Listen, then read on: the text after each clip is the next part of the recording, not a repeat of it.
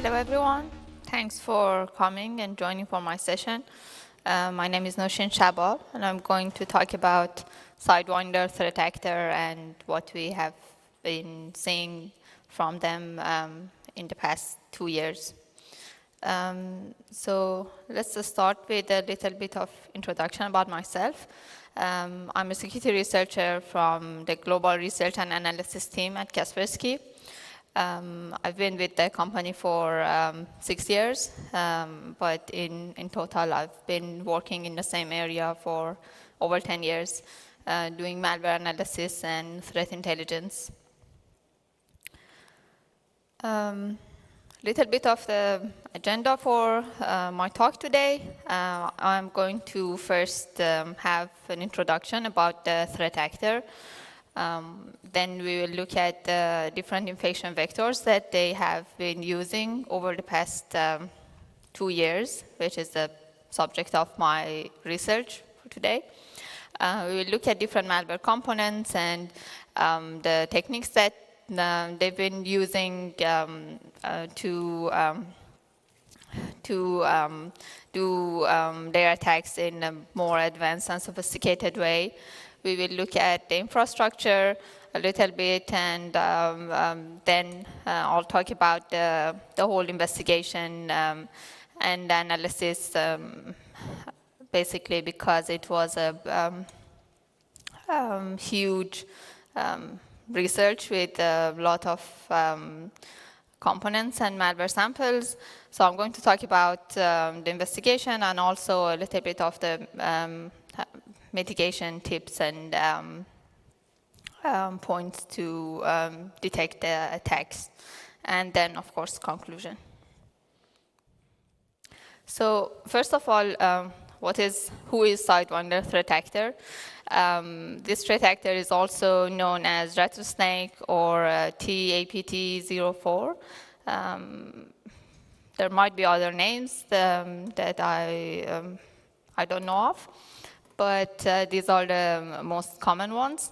They've been active since at least 2012, and we first reported about this threat actor's activities in January 2018. So the main target profiles of their attacks are police, military, maritime, navy, foreign affairs, scientific and defense organizations, aviation, IT, and even law firms. And the countries that they are more focused on, which has been growing over the time, is mostly Central Asian countries, Pakistan, Bangladesh, Sri Lanka, and Nepal. And in more recent attacks, we've seen them targeting victims in Europe, in Middle East, in other countries in Asia, in Africa, and other regions also, sometimes related to Department of Foreign Affairs of the main victim countries, sometimes like individual and separate victims. So what is really fascinating about this threat actor is that during the past 2 years, we have seen them performing over 1,000 new attacks, which is not very common among other APT actors that we've been tracking. They maintain hundreds of domains and subdomains that are used for command and control communication, and also as download servers to download further stages of the attack. And they've been constantly registering new domains and using new subdomains to make sure that if some of the domains are burnt and detected in the past, they still have a chance to compromise their victims. Also, they have a relatively high level of sophistication with many techniques to stay undetected for longer, such as multiple obfuscation techniques, which we will see in the next slides. Different encryptions with unique keys for each malware sample. Also, multi-stage malwares memory resident malwares, and also they've been splitting the URLs that the malwares use to contact their command and control server into different attack components. So even having access to one malware sample, being able to decrypt and deobfuscate all the strings and all the parts of the malware, you wouldn't get the full picture and full URL that the malware uses to communicate with the server. So talking about the infection chain that we've been seeing from this threat actor, the main malware components are the parts that you see here with the first stage, second stage, and third stage, and final stage components here. And for the delivery, they've used different sort of file formats. They've been using RTF files with RTF exploits to exploit vulnerable old unpatched Microsoft Word applications. In some cases, the RTF file drops JavaScript, drops actually an HTA file with obfuscated JavaScript. That's the one that you see with the first stage, with the line that shows, see if I can point to it. No, I can't. Anyway, they drop, the RTF files drop an HTA file with obfuscated JavaScript, which loads a downloader module, which is a .NET module in memory.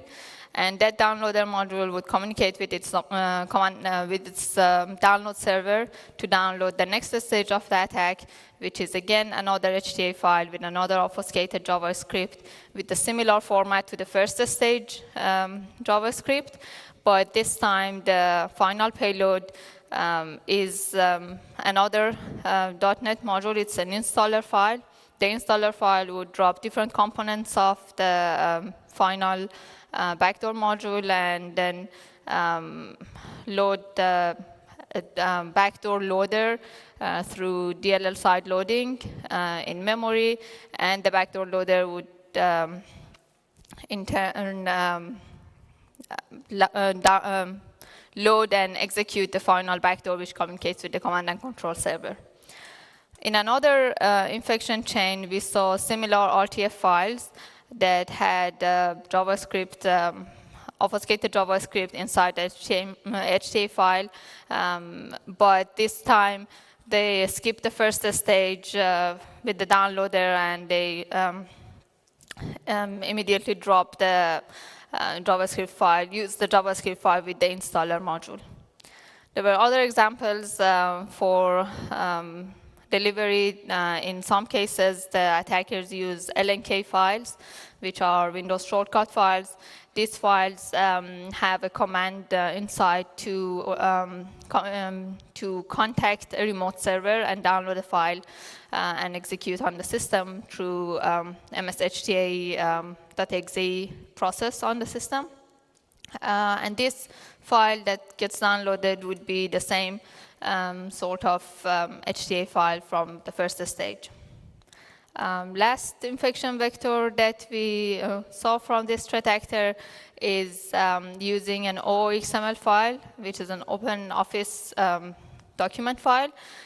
This file has an external reference that would contact and retrieve a file from that remote server and execute on the system, which is again the first stage HTA file. Now let's talk about the different components of the attack in a little bit more detail. So these are some examples of the delivery stage malware. On the top, you can see some metadata from one of the LNK files.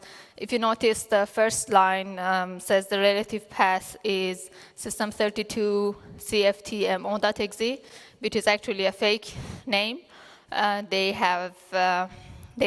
actually hide the main process, which is mshta.exe in other parts of the LNK file, which can even be parsed with like normal LNK file parsers. This is from 010 editor parser for LNK. But anyway, you can see also the command line argument, which is the address to retrieve the next stage of the attack. And then you can see one example of a spear phishing document that they've used. This one was actually quite interesting.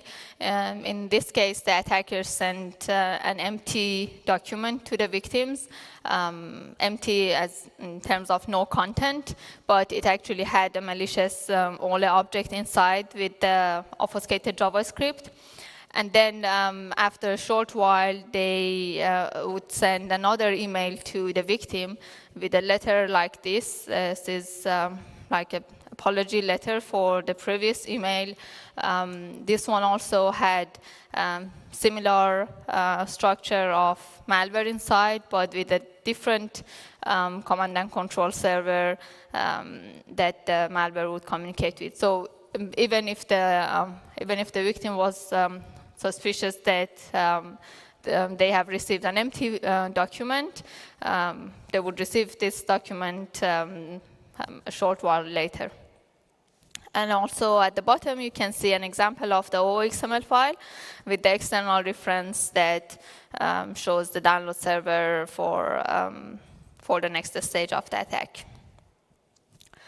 Talking about the first stage JavaScript, what it does, it, as I said, it's obfuscated.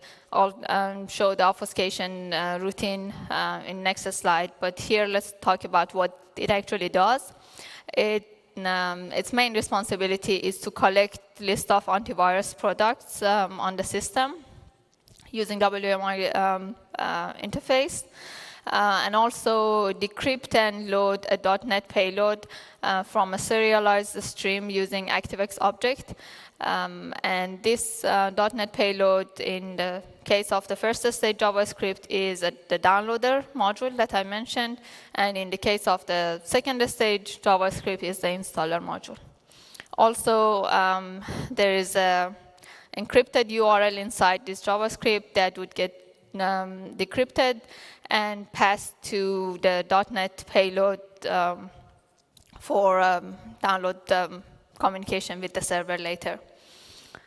The URL is created in two forms. One is to send the collected information from the system to the server, and the second URL form is to download the next stage malware from the server. But these things happen in the .NET downloader module, not in the JavaScript.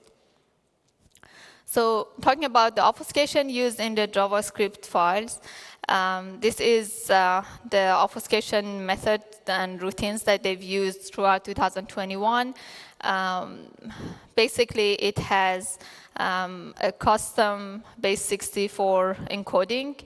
The top screenshot is the base64 decoding routine, but you can see that the line that shows the array, the base64 decryption array, decoding array, is customized. And this was different in every sample, every single sample. And as I said, we've had around 1,000 samples with like different keys and different arrays. Also, apart from that, they have used a double XOR encryption. And that means that there was an XOR key that would get XORed with another key, and then it was used to decrypt other strings, encrypted strings inside the file. These keys were also unique for each sample.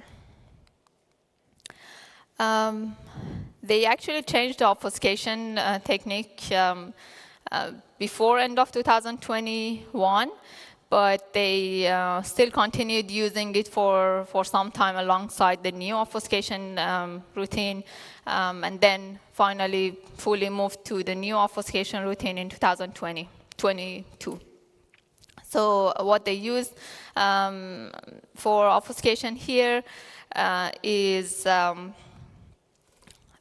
two different methods here used inside, like two different techniques used in every JavaScript file.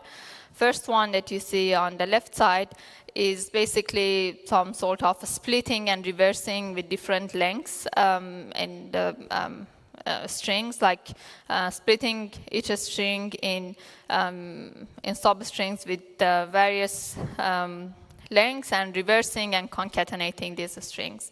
And then the right side, you can see there are different functions defined.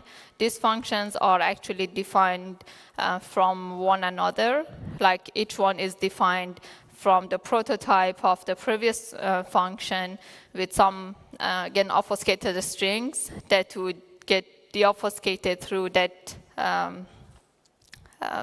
that splitting and reversing technique.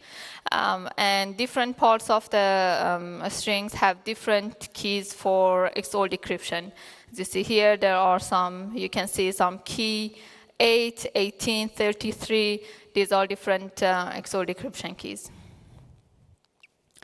So enough for the obfuscation. Let's talk about the .NET module that was the downloader. It is a simple module. It only checks system for presence of few antivirus programs. Like as you see here, there's a substring of Kaspersky. You can see AWS and AVG here as well. So they would collect this information, and when communicating with the download server that they had received from the previous stage, they would send this information to the server as well. And then finally, this would contact the download server and download the next stage of the attack, which is another obfuscated JavaScript with the same structure as we've seen with the first stage. But that second stage JavaScript, the main payload is another .NET module, which is different from the first stage, which was the downloader module. This time is the installer module. What this module does, it has some encrypted strings inside. You can see the name of the variables, xkey, inst folder, domain, and reg key. The first one is XOR decryption key. Second one, after being decrypted, shows the address of the folder or like path that the malware uses and creates for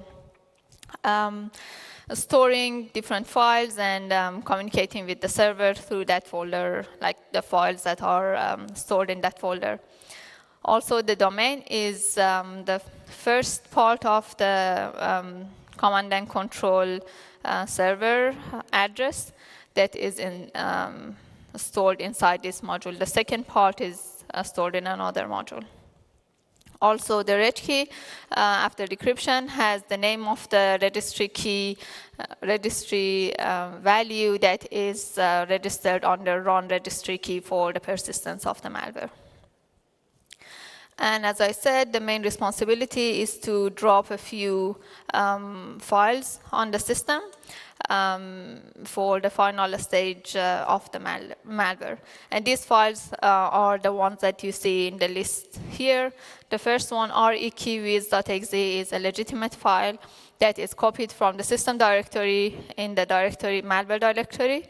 This file is vulnerable to DLL side loading and is used to load the backdoor loader on the system. Next file, duser.dll. This is the DLL of the backdoor loader. This is the DLL that gets loaded through DLL side loading by rekeywiz.exe. Third file, which you see here as random.tmp, is created by decrypting the main backdoor content that is inside the installer module, changing it a little bit, adding the domain, the decrypted domain to some parts of the malware body, and then encrypting the backdoor again with a new randomly generated 32-byte XOR key. And it gets dropped on the system with the random name and TMP extension. Also, the re-keyviz.exe.config has some config information about like setting system policies for the .NET and the .NET environment variables. The last thing that it does is to create persistence, as I said, by creating a subkey on the run registry key for the re-keyviz.exe. So next stage is the backdoor loader, which is the duser.dll, the DLL that gets loaded through DLL side loading on the system. So what it does, it looks at the file with the TMP extension, which is the encrypted final payload, final backdoor. It decrypts the file, as you see here. This is a decryption routine with XOR key, 32-byte XOR key. And at the end, loads the final payload in memory. The final backdoor is also another .NET module. It has 4 different classes inside. You see here in the screenshot above, the classes are file listing, program, structure, flyweight, something, something. This is not a legitimate name. This is a name that they used in different names that they used in different examples, just to look like it's a legitimate module from some application. And then last one is sysinfo. So what each of these classes are responsible for, the first one is responsible for file listing, as it can be seen from the name. It is used to collect information about different files and directories on the system, all sorts of information like different access types, different timestamps, and so on. The program class is used for initiating the communication with the command and control server. The third class with the long name, this is the main backdoor communication class in the malware. And also the last one, sysinfo, collects all sorts of information from the system, from information about different drives, the free space, the user space, information about like hotfix, ID numbers, and install dates that are found on the system, information about different users, different processes, their owners, the command lines, all sorts of information. Also, the backdoor has a configuration block that is encrypted. As you see here, if it's big enough, you can notice that the first 2 rows show the XOR keyfold decryption and encryption. And once it's decrypted, there are different information inside this configuration block. It starts at offset 0x20 with directory that is created by the previous stage to store different files on the system. Also, another directory that is used for storing other files, like files that are prepared with the system information. And then you can see a list of file extensions. These are the extensions for the files that the threat actor is interested in to collect from the system. It can actually be updated with the relevant command. You can look at the backdoor commands and the capabilities that the final backdoor has. It can collect system information, collect file listing, collect selected files with the extension, with the specific extensions that the attackers are interested in. Also, it can update the command and control server address. It can update the configuration block. Can set a flag to upload collected files to the server or stop communicating with the server for some time. Also, it can update the list of file extensions to collect. It can update the maximum upload file size in terms of systems that have certain circumstances that the attackers decide not to send like huge files to the server. Also, it can receive path of a specific file to upload to the server, and also saving the configuration block that's been updated. Okay, so that was all about the malware components. Let's talk a little bit about the infrastructure. As I said, they've been maintaining hundreds, actually more than 400 domains and subdomains for that in their attacks in the past 2 years. We've seen them using different domains and different subdomains for one individual victim over and over, registering new domains or new subdomains and contacting the victim again with these new domains over a period of few months. So talking about the domains, they are basically categorized in two categories.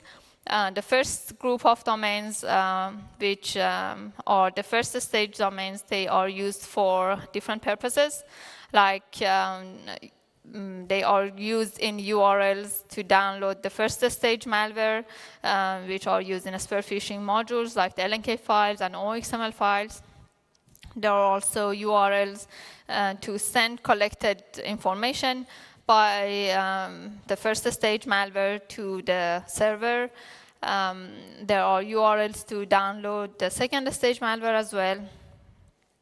And these URLs are created from the first stage domains. As you see here, there are some patterns that we could extract from these URLs. Like the URLs that are used to download the first stage malware has this 2/0/0 in the URLs. The ones that are used to download second stage malware has a different pattern. The one that are used for sending collected security software module names have different pattern. Also, there's another pattern in the files that you can see these images in the URL that comes right after the domain. These are also used in the LNK files, in the OXML files, and also sometimes in the download, in the JavaScript RTF files that would immediately download the second stage and skip the first stage. Apart from that domains, there's also another category, which is the command and control domains. These are completely different domains from the first ones. These domains are used in the final stage of the attack. These are used for C2 communication, and as I said, they are split into two parts. First part is inside one malware component, and second part is stored in another malware component. They get decrypted and concatenated and used for command and control communication. So that was it from the technical details. Let's talk a little bit about the investigation and like some techniques that I've used, and I'm happy to hear if someone else has been tracking this threat actor and they have other ways to hunt for their new malwares and to do the analysis. So basically, first thing, looking for new samples from known modules through antivirus verdicts or YARA rules. As I said, there are lots of stages of the attack that are decrypted and loaded only in memory. So there are only a few malware components that can be used to catch with YARA rules or to catch with like antivirus signatures. Also looking for patterns in malicious URLs. As I said, this has been quite helpful for me, looking for those patterns that we saw highlighted in the infrastructure analysis section, in the antivirus detection logs, in network logs, in virus total search. to look for new domains that were registered by this threat actor. Also talking about the analysis, as I said, there were about 1,000 different JavaScript files that I had.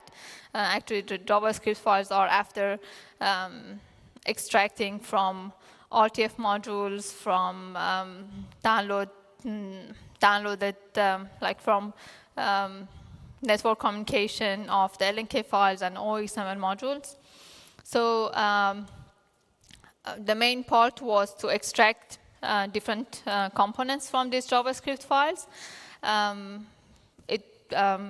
It could be done through deobfuscating JavaScripts with an off-the-shelf tool. I didn't do that. I thought it's more fun to write a short deobfuscator to deobfuscate the files and extract different components from the files, which was not that difficult. It was quite fun. I just used the regular expression library from Python to find keys and find the array of the base 64 decryption and find different parts of the strings, obfuscated strings from the script files, and use them to deobfuscate that same script and extract other components from it. And then I had the .NET modules that were extracted from the JavaScript files. Also used another small script for decrypting the embedded .NET modules from these samples. Also extracted the URLs from the first stage communication with the servers.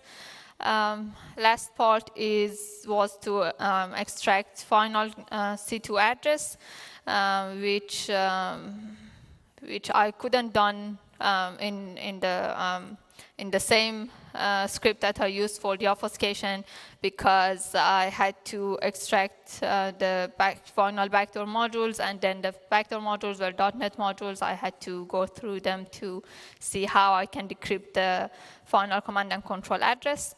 But the good thing was that the number of the final backdoor modules were not in thousands. It was maybe like 1/100th of the number of the unique first stage malwares. And this is actually, this actually shows how the attackers work. They didn't compile new backdoor modules every time. They tried to just use a different and unique like first stage, just to postpone the detection for like few stages until the final backdoor, which would actually be only in memory. And at the end, using a script to decrypt the final C2 addresses and concatenate the two parts of the final C2 addresses together. A little bit of the mitigation and how to keep safe from this threat actor. First of all, as I said, they are, as we saw, they are quite sophisticated, but for the most of the attacks, they relied on an old vulnerability in Microsoft Word. So an up-to-date Microsoft Office would stop the attack at an entry point from a lot of cases. Also with other cases like the OXML file, just customizing settings and not allowing the remote communication would stop those attacks as well, those infection chains as well. Again, application whitelisting to stop different malicious components to execute. Also network detection rules with the patterns, and also other specific communication details that the malware has with its server can be used, and a advanced security product to detect memory resident malwares, and the whole infection chain would also help. Conclusion, this threat actor has traditionally had a quite niche target profile, but they are expanding and targeting different industries now. They had a significantly large number of attacks compared to many other threat actors that we have been tracking. They are extremely persistent with multiple attempts to compromise each victim with newly compiled malwares and newly registered domains over and over again. They have a high level of sophistication with many techniques that they've used, and they've also been updating, like the obfuscation routines that they've been updating from time to time. And this shows that they are quite resourceful and quite advanced. That was it. I think we have a few minutes. If you have questions, I'm happy to answer. We do not have any questions from our virtual audience. So I would like to open up the floor for the... Sure, there's actually you can just head on to the microphone. Thank you. Hi, I'm Simon Sharwood. I'm a journalist with The Register. 2 or 3 questions. Firstly, SideWinder has in the past been linked to India. Do you believe that's still the case? And secondly, a couple of the target nations you've mentioned, Pakistan, Bangladesh, they've certainly had some issues with unlicensed software being used in government. Do you think that that has enabled SideWinder to be more potent? And lastly, why do you think SideWinder has accelerated its number of attacks? Okay, so if I remember all the questions, first one, when we initially started looking and tracking this threat actor, we had seen some private companies. There was one company based out of India that we found some connections with the malware components. It was years ago, but over the years the attribution became more difficult as with the privacy protections used in registering domains, and also interesting case with this threat actor. There's also another threat actor that we've been tracking, the site copy threat actor. It's a completely different threat actor, but they've been trying to they were trying to impersonate as SideWinder and use different malware components, like the same infrastructure, same structure for malware components, same file names, even with the new obfuscation routine that the SideWinder started using more frequently in 2022. We've seen copying the same obfuscation routines for their JavaScripts as well. So all these facts, they all add up to make the attribution more difficult. So it's not easy. I mean, there's no facts that I can use to say that they are based in this country or connected to that country. Your next question was about the industries that they're targeting? Unlicensed software, and if that's unlicensed software in the target industries, and if that helps them to attack. Okay,